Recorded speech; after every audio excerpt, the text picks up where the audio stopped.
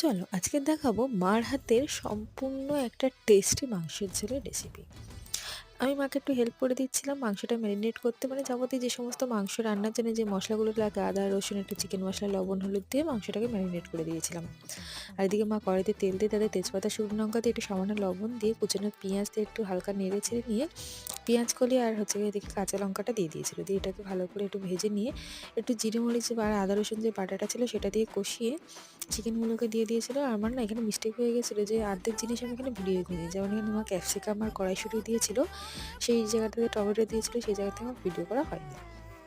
তারপর আলু দিয়ে আর একটু হালকা চিনি দিয়ে ভালো করে কষিয়ে নিয়েছে। কষানো হয়ে গেলে তখন ওর উপর থেকে গরম জল দিয়ে দিয়েছে। এবার তরকারিটা ফুটে উঠলে উপর থেকে ধনেপাতা আর গরম মশলা দিয়ে গরম গরম নামিয়ে নিয়েছিল।